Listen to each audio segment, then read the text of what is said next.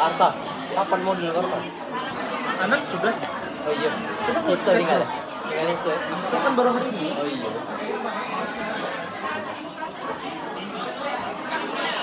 Sabtu atau Minggu? Minggu tadi.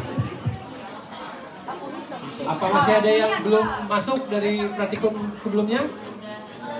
Sudah semua ya? Ya, baik. Kita mulai asistensi dulu sebelum praktikum hari ini. Jadi insya Allah kita akan melihat beberapa preparat terkait male reproductive system yang kita kuliahkan kemarin. Kita punya 5 preparat.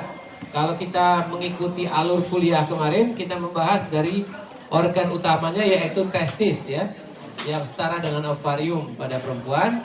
Nanti setelah testis kita akan bahas salurannya. Kita bahas ada 4 kemarin, tapi di sini cuma ada 2 yang utama yaitu epididymis dan ductus deferens ya, atau vas deferens.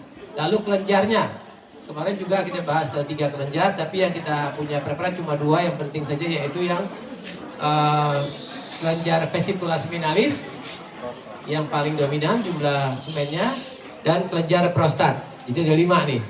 1 organ, 2 ductus, 2 kelenjar.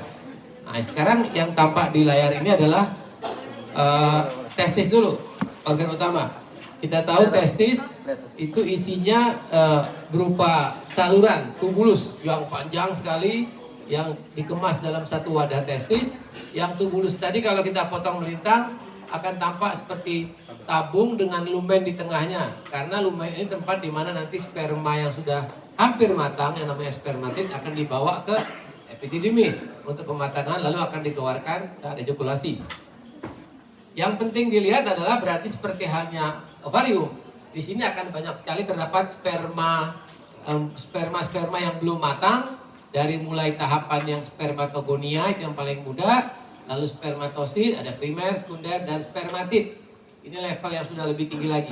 Tapi di sini Anda tidak perlu sampai harus membedakan dengan detail masing-masing. Paling-paling Anda tahu spermatogonia itu seperti ini, lokasinya di mana. Yang level menengah spermatosit itu sekitarnya di sini. Nggak mungkin juga kita bisa pastikan mana yang sekunder primer dengan pasti. Lalu spermatid itu seperti apa? Dan akan ada sel-sel yang namanya sertoli, ya, yang lokasinya juga di bawah, masih di basis, tapi agak susah dibedakan dengan spermatogonia. Kita akan coba nanti. Kita lihat dulu di pembesaran 4 kali ini ya. Nah kalau begitu Anda lihat seperti ini, Anda sudah bisa menduga ini adalah testis. Dia tampak dengan longga-longga seperti itu, tapi di sini mungkin belum kelihatan apa-apa. Kita perbesar lagi.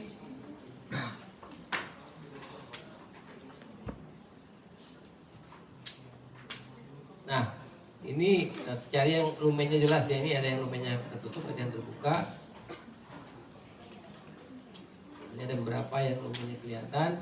Nah, kalau Anda lihat, kenapa tubulusnya ada yang lonjong, ada yang bulat? Ini cuma masalah pemotongan ya. Ada yang motongnya nyamping, ada yang pas tegak lurus, dia akan bulat sekali. Kalau motongnya agak nyamping begini, dia kena seperti lonjong begitu. Jadi jangan pedulikan dengan bentuk. Yang penting Anda tahu, dia ada lumen, kemudian yang di bawah-bawah ini, yang dekat dengan dinding lumennya ini di bawah, inilah letaknya spermatogonia, levelnya masih. Ya, sama sertoli sebagai sedikit sel yang menyertai. Pokoknya di tingkat bawah itu semua spermatogonia. Yang main di tengah, di level agak tengah itu spermatosit. Yang sudah mendekati dengan lumen, itu nanti beda bentuknya biasanya. Agak seperti lonjong-lonjong pipih, itu adalah spermatid. Mungkin harus perbesar lagi baru bisa kelihatan.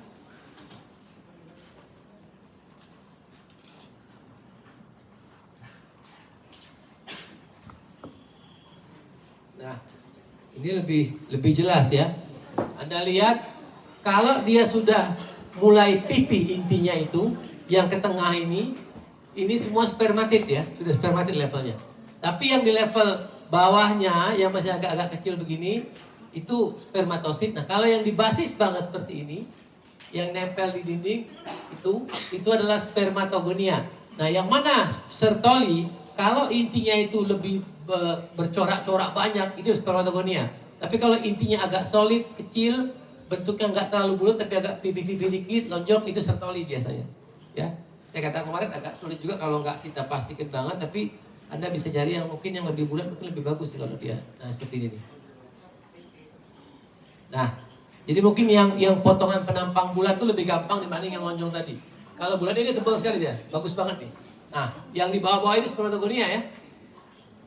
Yang bentuknya besar-besar dengan inti yang nggak beraturan, spermatogonia. Nah, kalau yang selnya itu bentuknya agak-agak nggak jelas dengan titik, mana yang kita cari yang lebih pasti. Pokoknya kalau dia mainnya di basis, Anda cuma bisa duga-duga. Kalau nggak spermatogonia dia sertoli. Tapi kebanyakan spermatogonia yang pasti. Terutama kalau intinya rame begini nih, rame dengan corak-corak seperti ini spermatogonia. Nah, kalau intinya berupa satu titik seperti ini atau seperti ini sertoli biasanya. Nah, kalau di tengah ini, level tengah ini spermatosit, yang depan ini spermatid. Yang lonjong-lonjong ini spermatid semua ini. Yang di tengah ini sudah semua spermatid. Jadi cukup Anda paham itu, yang bisa Anda lihat dengan jelas. Kalau yang lain mungkin nggak terlalu. Mana yang bagus banget ya buat sertoli. Permainkan mikro juga ya, mainin mikronya Anda akan lebih jelas. Nah, kalau yang seperti, pindah tadi dia. Jadi ada tadi turun dikit. Yang bulat, biasanya yang bulat lebih bagus kalau buat melihat, yang lebih utuh soalnya dia. Kalau yang penampangnya bulat.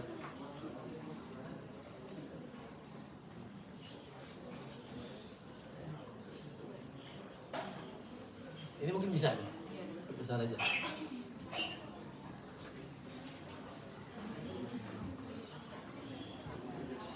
Nah ini jadi, ya cukup tadi, ya udah. Ini spermatogonia nih, spermatogonia ya. Nah kalau dia berupa titik saja, bentuknya juga nggak terlalu rapi, itu sertoli biasanya. Dia ada nukleus yang tajam ya, nukleusnya satu. Nah ini spermatogonia yang lebih dari satu. Kalau dia satu titik aja biasanya dia sertoli ya, kalau dia nggak banyak kacau seperti ini. Nah yang tengah ini spermatosit ya, primer sekunder, ini spermatid yang bentuknya sudah mulai pipih.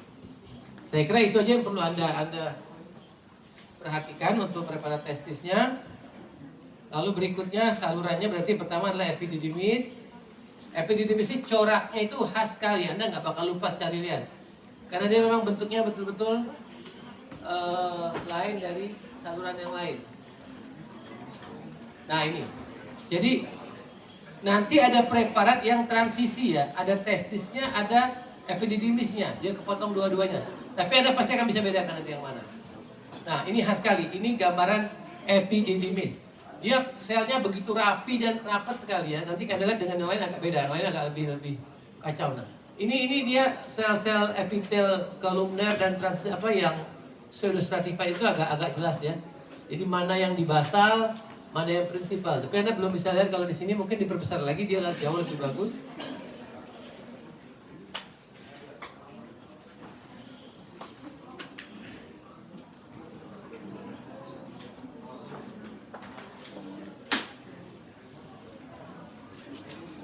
Nah, ini saluran, duktus ya. Duktus itu tidak menghasilkan sekret, berarti lumennya harusnya kosong. Kalaupun dia ada sesuatu, itu berarti sperma yang terlewat yang masih ada di situ. Jadi khas sekali, lumen itu besar-besar, kosong-kosong, nggak ada sama sekali warna-warna lain-lain, hanya dindingnya yang rapat. Dan sel-selnya ada sel basal yang di bawah ini, sel basal, dan sel prinsipal yang tinggi-tinggi. Tapi sebenarnya itu bagian dari sel yang sama, yang kita sebut sebagai pseudostratified ya, dari kolumner. Ada tampak juga seperti silia-silia dikit ya di sini ya. Nah, itu khas juga. Kalau dia saluran kadang-kadang ada, kadang-kadang enggak. Tapi yang penting Anda cukup tahu jenis sel epitelnya, lumennya yang mana. Dan ini jaringan ikat yang di bawah ini ya, lamina propria, jaringan ikat. Karena setiap epitel pasti punya membran untuk dia berdiri, itu lapisannya. Nah ini pembuluh darah ya, yang banyak. Jadi sekali lagi dia tidak ada, kadang ada sperma di tengah sedikit tapi nggak kelihatan banget, mungkin yang mana-mana. Tapi yang penting dia kosong ya, lumennya kosong. Karena dia bukan merupakan kelenjar, tapi dia adalah saluran. Saya kira itu untuk yang epididymis.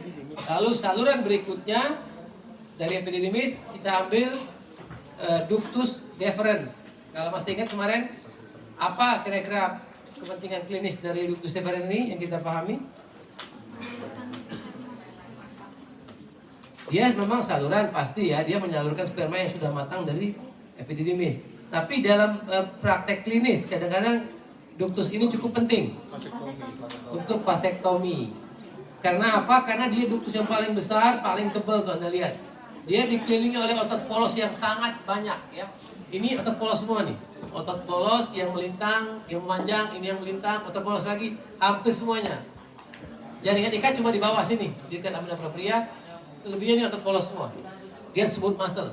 Jadi memang kenapa dia butuh otot yang begitu tebal? Karena dia harus mengosongkan isinya agar bisa ngalir dengan cepat ke ductus ejaculatorius. Jadi dia, dan karena dia paling tebal begini, paling gampang diambil. Waktu operasi sih gampang diikat, yang gampang rusak. Nah, dia dijadikan objek untuk vasektomi ya. Jadi kalau di fasikulusnya itu kalau dicari dia yang paling tebal, paling cepat untuk diikat. Nah itu sama, dia punya lumen ya, dia bukan kelenjar, dia hanya ductus.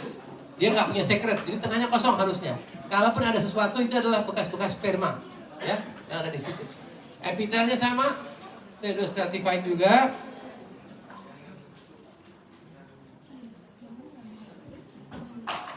Nah, dia tidak seperti epididymis tadi ya, yang punya banyak sekali bulat-bulatan. Dia cuma satu tunggal aja, karena dia sudah bukan lagi seperti testis yang di tubulus-tubulus tadi. Kalau epididymis itu masih tubulus juga. Nah ini epitelnya dia lebih tidak beraturan lagi ya, tapi tetap intinya adalah kolumner atau pseudostratified kolumner dengan sel yang di basal dan yang tinggi-tinggi. Nah di sini juga ada stereosilia ya, kelihatan sedikit ya. Dia masih ada silianya. Pokoknya biasanya kalau tubulus atau apa, kalau dia ada silia itu pasti dia tugasnya adalah mengalirkan isinya ke tempat yang lebih jauh dengan cepat. Karena kalau nggak pakai silia dia ngalirin pasif. Dengan silia lebih bagus dia. Nah ini ductus deferens. Lalu berikutnya adalah kelenjar. Tinggal dua nih. Jadi tadi sudah bahas testis, lalu dua saluran, dan sekarang dua kelenjar.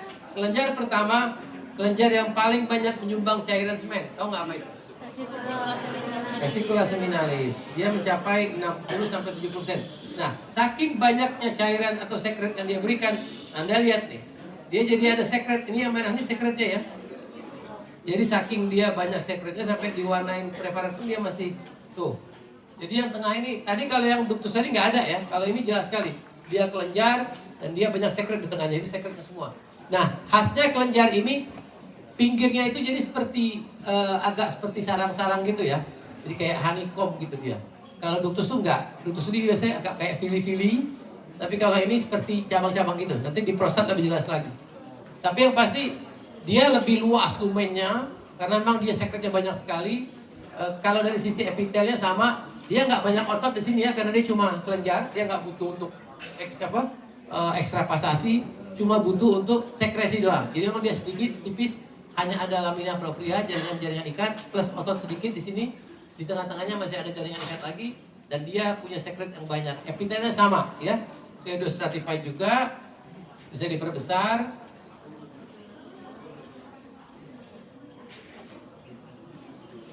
Ini mungkin masih belum kelihatan, mungkin 40 kali kalau mau.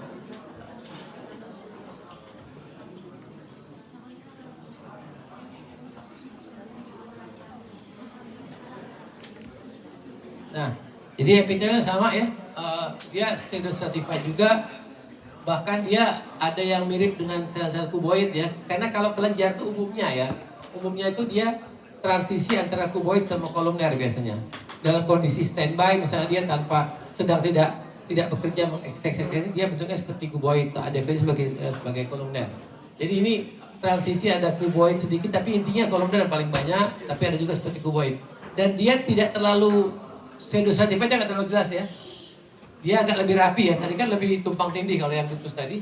Kalau ini lebih rapi nih, dia lebih sejajar ya. Kebanyakan dia kolumner di sini malah, bukan pseudostratified ya. Yang banyak malah kolumner yang lebih dominan. Ini jaringan ikat semua nih. Ikat yang paling banyak. Dan bagian lumen ini lumen yang kosong, tapi sebagian tadi sudah punya substrat yang banyak. Dia tadi isinya substratnya paling banyak mengandung apa kemarin kalau masih ingat? Fruktos ya, karena dia memberikan makan buat mitokondria di sperma. Nah, kelenjar terakhir Ini kelenjar yang ukurannya mungkin besar, tapi mungkin sumbangannya nggak terlalu besar dari sisi cairan semen, dia cuma sekitar 20%. Nah, saya bilang tadi, kelenjar itu kalau dipotong dia bentuknya seperti honeycomb ya, seperti apa? Nggak seperti ductus tadi. Jadi banyak sekali lekukan-lekukannya. Nah, ini lebih dari yang tadi ya. Jadi kalau yang tadi kan dia besar-besar, lumennya yang besar. Kalau ini di samping lumennya nggak terlalu besar, juga dia punya banyak sekali lipatan-lipatan. Karena dia memang prostat ini organnya lebih padat ya, ada kaful dan lain-lain, lebih kompleks lah dia punya kelenjar. Nah, yang tengah ini sekretnya nggak terlalu banyak memang.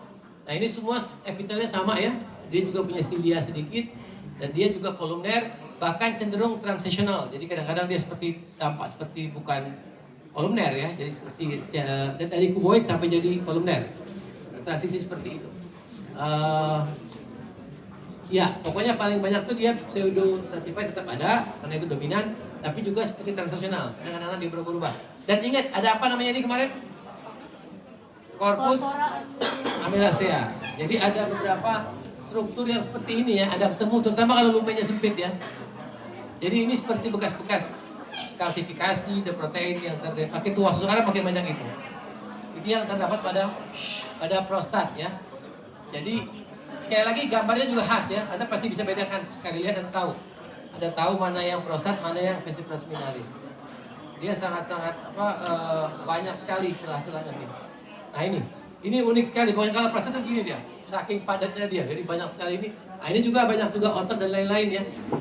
Makanya dia sering orang hipertrofi prostat itu ya karena tadi dia juga punya banyak otot sehingga dia bisa mengalami pemadatan dan lain-lain. Nah ini corpora amelasea. Ya, yang tengah-tengah itu beberapa ya. Oke, saya kira sudah, itu aja ada 5 preparat. Silakan dicoba untuk dilihat dan digambar semampunya, tapi mewakili tiap-tiap organ yang kita cari tadi. Terus nanti inhal ya. Inhal itu silakan dijelaskan gunanya.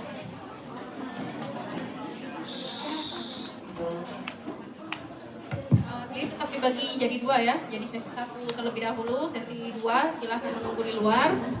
Dibagi menjadi 3 kelompok. Nah ini nanti dalam preparatnya ini 5 preparat reproduksi pria dan ada 9 yang ditambahnya kemarin ya. Jadi untuk integumen itu ada 3, urinariusnya ada 3, sensorisnya tadi kemarin ada 3. Nah, jadi nanti silakan konsen dulu ke yang bagian hari ini ya, reproduksi pria kan kita belum gambar ya, belum lihat. Nanti setelah itu baru lihat yang inhalnya ya. Ini berarti tetap dibagi antara 2 kelompok. Iya, tetap dibagi. Jadi sekarang yang 1 silakan di dalam ruangan, yang 2 silakan tunggu di luar. Di sini nggak ada ngapain lagi ya?